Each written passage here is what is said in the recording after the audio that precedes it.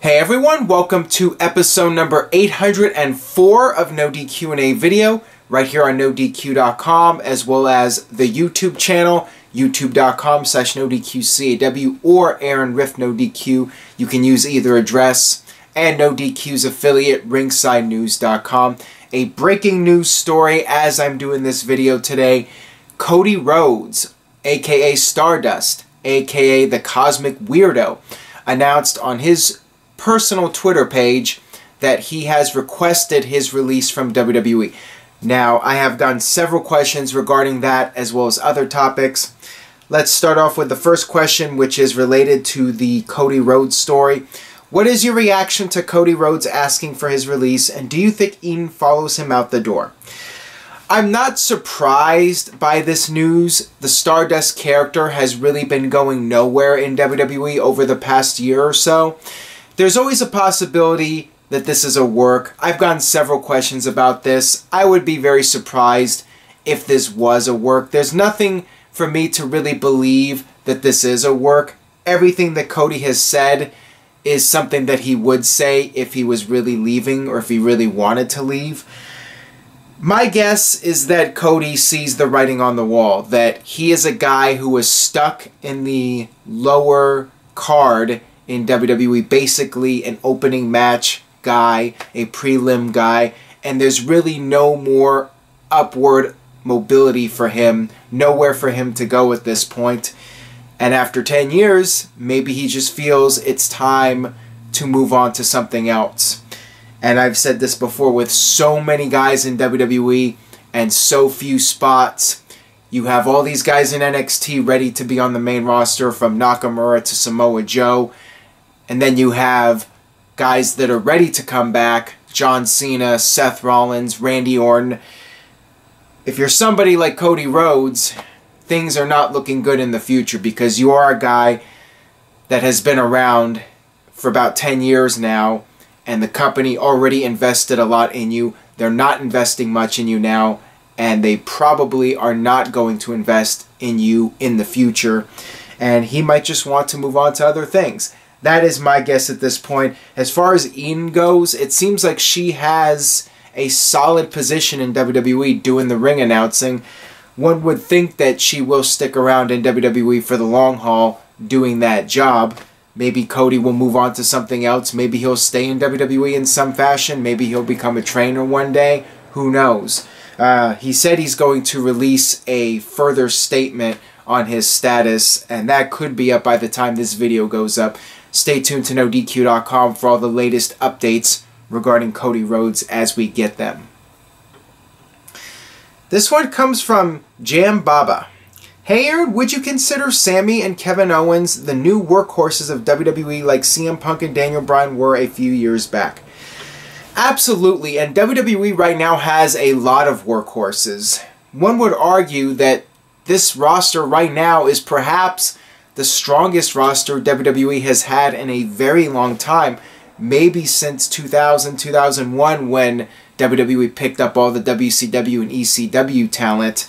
Right now you have so many talented guys, from Sami Zayn to Kevin Owens to Cesaro. It's a loaded roster right now. WWE is really strong in terms of the in-ring talent. Of course, the big area they are lacking in is the writing. That is the weakest aspect of WWE programming right now. So yeah, there are a lot of workhorses, and one could credit people like CM Punk and even Daniel Bryan, the fact that those guys succeeded in WWE. That opened the door for more indie guys to come in, guys like Sami Zayn, guys like AJ Styles. These guys have been given opportunities because CM Punk and Daniel Bryan did so well in WWE when a lot of people were not expecting them to do as well as they did. Alright, this one comes from Kyle Hartman. I've been watching your B pay-per-view reviews. What, in your opinion, was some of the worst and best you've seen thus far? That's the whole point of the videos. If you want to know what I thought were the best and worst videos, or the best and worst pay-per-views, you go back and watch those videos. Just off the top of my head, Calgary Stampede in '97 was one of the best pay-per-views of that era. And of course, moving into the 2000s, the Vengeance pay-per-view in 2005, the One Night Stand pay-per-views, Unforgiven 2006, most of the Elimination Chamber pay-per-views, pretty much all the Money in the Bank pay-per-views. Those are the best ones, and the worst ones typically were pay-per-views like Judgment Day and the pay-per-views that really did not serve much of a purpose, like Great American Bash. The one in 2004 stands out as one of the worst ones. December to Dismember in 2006. And there's a bunch of other ones that are just not really good or bad, just very forgettable. Alright, this one comes from Spencer Brown. Where do you see all these wrestlers going now that they are released from WWE?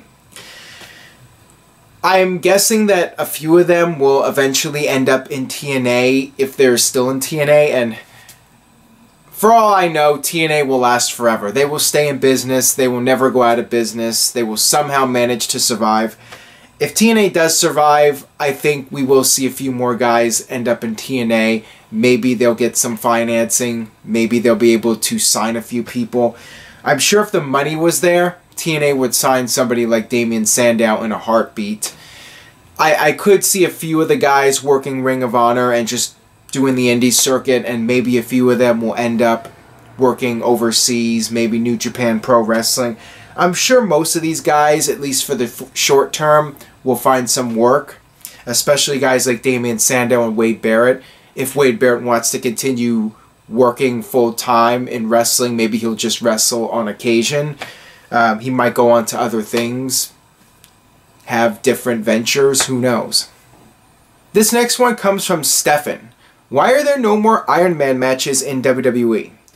There was that 30-minute Iron Man match in NXT recently, but yeah, on the main roster we haven't seen an Iron Man match in quite some time.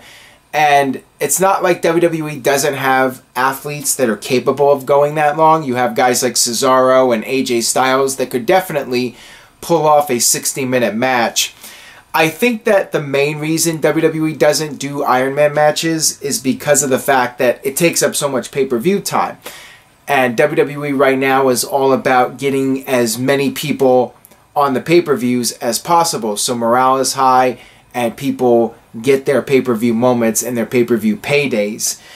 I think it's due to political reasons why WWE does that, because when you have a 60-minute match, then you leave a lot of people off the card, and that does not make people happy when they're not getting to go out there and perform.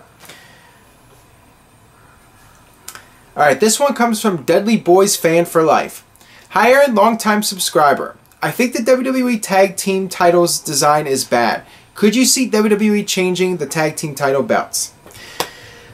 Honestly, it doesn't really bother me, the current Tag Team titles design. I know some people don't like it. I think it's fine. I'm not really that picky about it.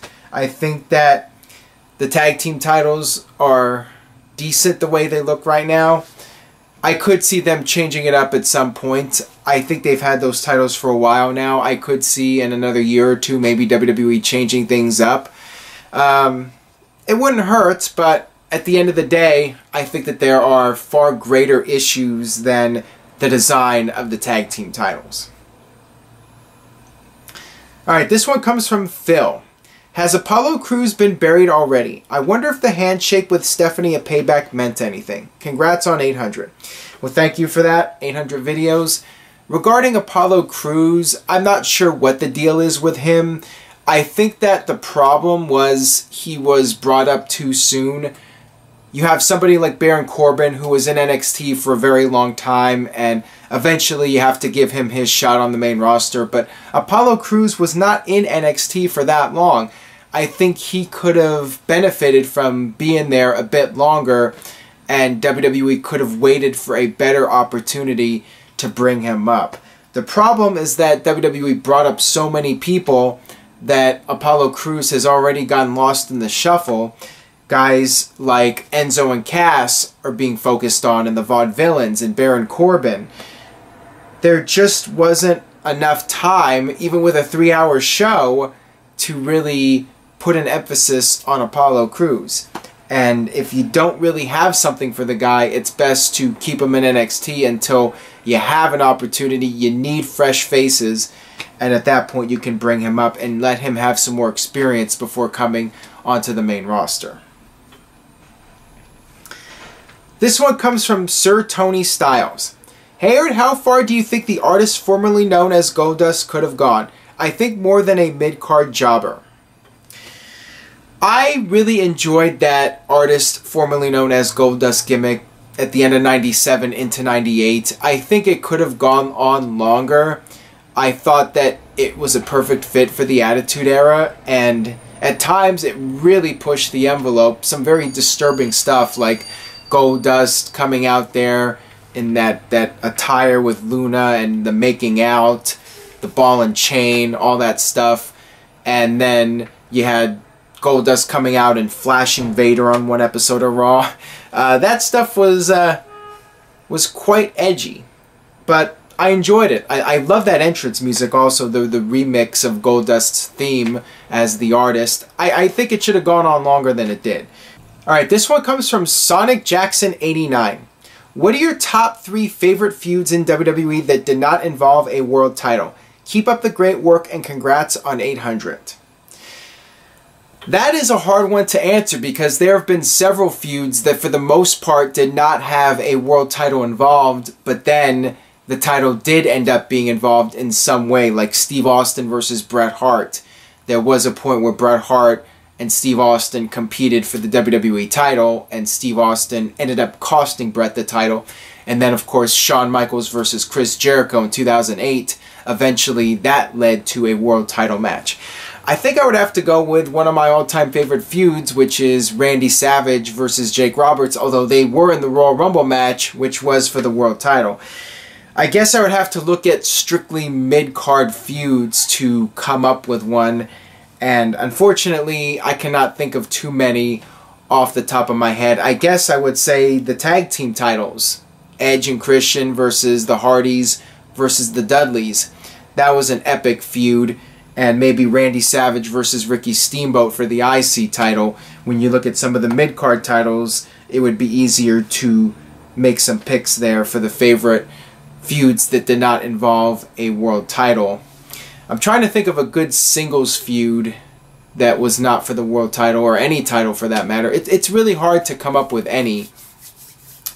I think that Kane and Shane McMahon had an interesting feud in 2003, and trying to think of some other ones from that period. Kurt Angle versus Shawn Michaels.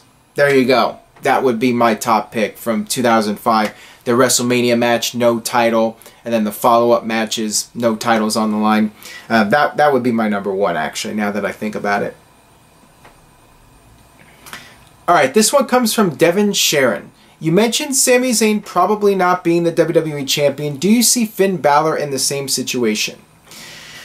I think there's more potential for Finn Balor to be WWE Champion than Sami Zayn. I think that Finn Balor, like I've said several times in the past, he's a very marketable character. So is Sami Zayn. I think that Finn Balor could one day be WWE Champion. I think the odds are still against it happening, but he is so good in the ring, and he has a unique character, an interesting entrance. He has the cool theme music. I think he could possibly go all the way, but again, it's about timing and luck. For both guys, Sami Zayn and Finn Balor, if they are in the right place at the right time, the right opportunity comes along, the stars align, either one of those guys could one day become WWE Champion. I think the odds are against it for both guys, in particular Zayn, but anything's possible. The cream rises to the top, and both of them will have at least a decent shot given their abilities. This one comes from Eli Garcia. How would you book a Hardy's return to the WWE? I would do something similar to the New Age Outlaws when they were reunited and won the tag team titles, and then they would go on to WrestleMania. I would like to see the Hardy Boys come back and maybe have one more match with the Dudleys, do another ladder match or something like that. Maybe do it at WrestleMania for the tag team titles and let the Hardy Boys have one more big WrestleMania moment. That is how I would book them. Let them come back and just have one final run as champions and one final big match at WrestleMania. This one comes from Tyron. Do you think WWE live events should be used for champions and unused talent to prevent injuries from top stars? You would want to have your champions appearing at the live events, although I really feel at this point, more than any point in WWE history, people are going to the shows to see the brand rather than seeing individual stars or champions or titles being defended. And the fact is, the titles almost never change hands at live events. So for people like me, it doesn't matter. And I think for a lot of the smart fans that go to house shows, they know the titles are not going to change hands at a house show, more than likely. It doesn't really matter if you have the titles at the shows being defended. Really doesn't make that much of a difference, in my opinion. And as far as having people not appear on house shows as often to prevent injuries, they're already doing that. You already see a lot of guys that do not appear on television appearing at house shows. And WWE has different crews for different cities. They're already doing that, and I doubt that WWE is going to bring even more people in as a way to let other guys rest up and not compete as much. When WWE knows that somebody's hurt, like for example AJ Styles is dealing with an ankle injury, they're keeping him off the house shows so he can rest up until the pay-per-view match with Roman Reigns.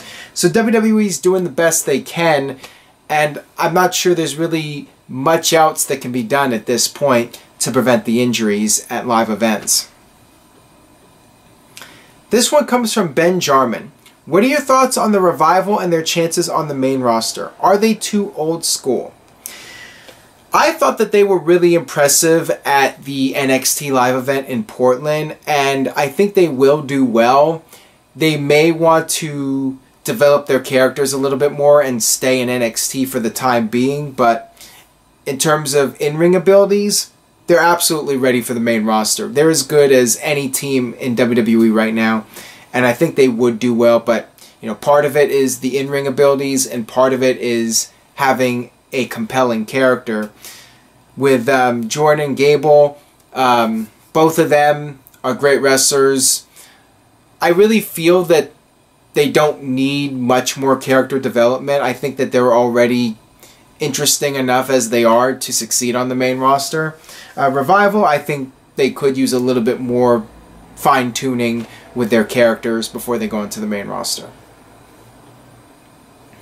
Alright, that'll wrap it up for this edition of NoDQ&A video. Thanks as always for watching. Stay tuned to NoDQ.com for the very latest regarding the Cody Rhodes situation, and I will see you guys next time for more.